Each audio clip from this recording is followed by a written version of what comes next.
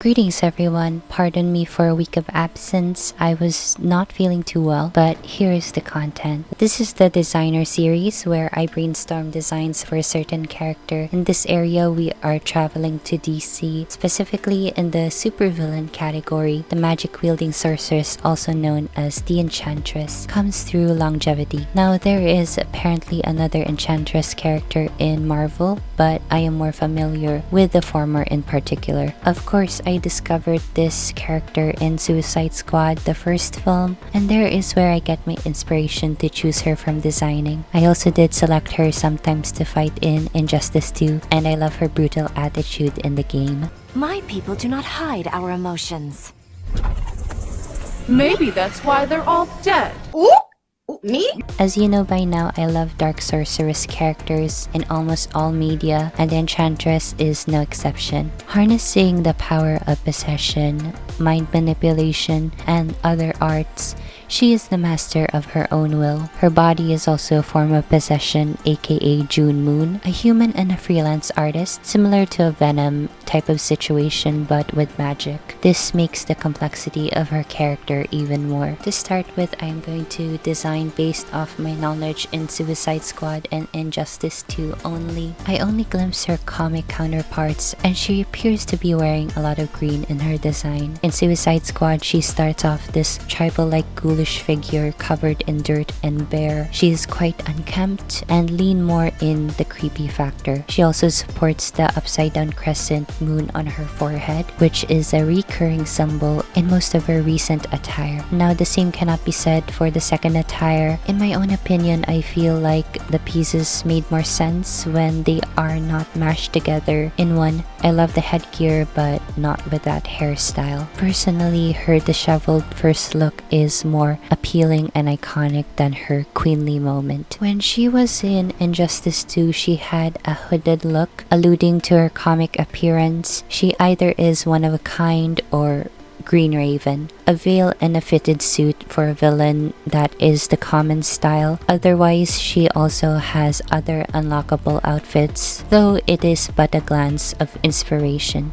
The first design is more in touch with her first look in the film. The thing I kept is the untidy hair because it really looks alluring and a cautious warning altogether. I admit I do like her first look, but I only added more fabric somewhat to give a clothing piece. It only consists of a capelet and a sash, which I do believe suits her well if she has. There is the large crescent headgear to accessorize her messy hair. Added another green fabric to serve as a mock veil. I made sure that the fabric has a dynamic look to it to make it more sharper. I do not know if that is necessary, though I think it enhances her truest of motives. Additionally, there is also a cluster of centric to the design: armlets, bands, chokers, pendants, emblems, rings, gems, anklets, you name it. For her skin, I decided to get most of her limbs and torso tattooed or marked. Honestly, I am not good at drawing tattoos without reference. Literally just slap some curves and lines and pretend that these are ancient scars. I like the darkened face look in the movie, so I included it in the design. She is barefoot as well, not to cater to the ones who have a foot fetish, but to show how I am proud at drawing feet with reference this time. Shameless priorities. She has darkness in the fingers and toes. In my mind, I wanted to show the possession happening in June Moon's body. It is a reminder that she is still mortal with an ancient spirit attached to the soul.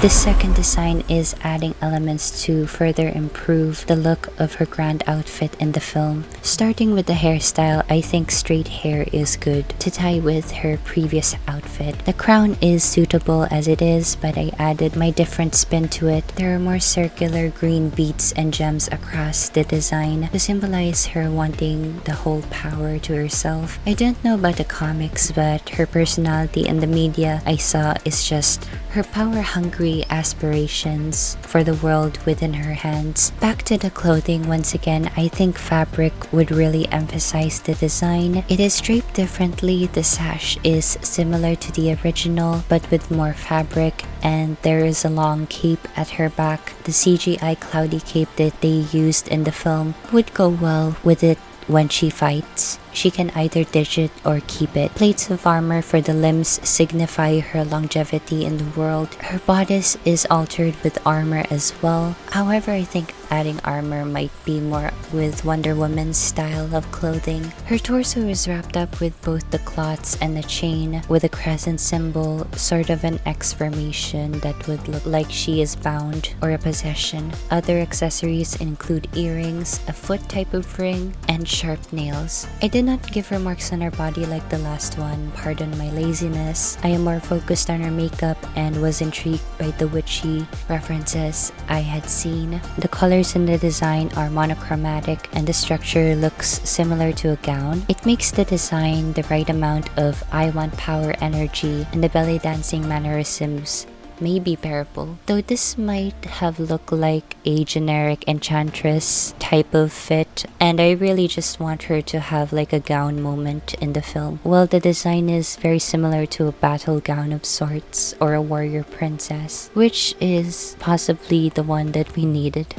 Now, the last piece is purely custom and heavily based on Injustice 2. I retain most of the original, the short hair, the hood, the eyes, and the texture. If you will see the result, it will just be another unlockable attire when playing the game, which is coincidental if not. For the upper parts, most are the same. There is an ombre effect on her hair with this strong green, which I think would look cool. Like the other unlockable pieces, I believe she has this floating crown rounding the veil, which is stunning. The veil itself is actually loose in the back and longer than the hood. Her eyes are the void of greens together with her 24-hour no sleep black eye mask. I completely armored most of the appearance and it gave another era rather than supervillain. Nonetheless, I still think an ancient mage would have armor on. From the neck top to bottom, her guise is asymmetrical. She has a blend of silver, dark, and rusty armor, namely her spolders, armlets, variety of belts, a piece of her sash, and her boots. It may be a combination of a modern witch and a medieval contemporary rendition. She has a black tight suit underneath with fingerless gloves. My only nitpick,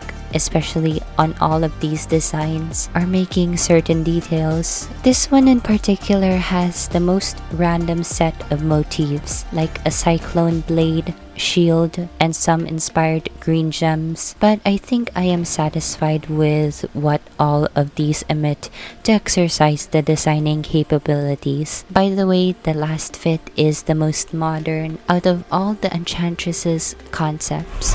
Now for my final remarks on this experimentation. I like that I give each design different shades of green, which presents variety. Also the hair color with different shades of brown. The first design is mainly just adding another piece of clothing and it looks kind of wonky, but I do think a sash and a little cape would be a concept alternative for the one in the film. Other things I see are either she has a bad day on the hair salon or just got wet. Anyways, a fair type of ideal look in comparison. The second design, I do love it when she would dress like this and in an apocalyptic chaotic scene. My only complaint is making the crown. The original one would fit this better, and also if the gems are swapped with runes or markings, it would be extraordinary. I also like the particular type of green with a hint of blue. This design is mostly majestic in terms of presentation and would fit the Enchantress name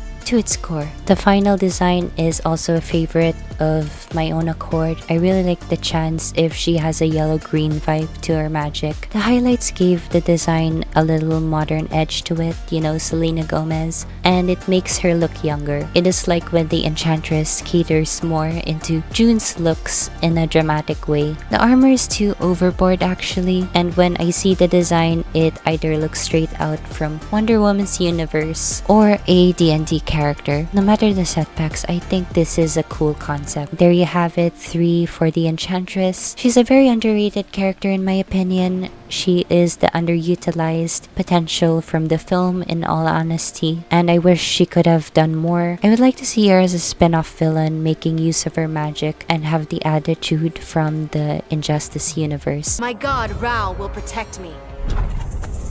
Like he protected your mother? I am still healing currently from my ailments as I am making this video within this week, and I will try to keep my energy going throughout to post more. That is the end of the video. Make sure to subscribe in the channel as we are hitting near 100 subscribers. If you enjoy the content, feel free to like or comment. Thank you for watching this designer video and have a nice day.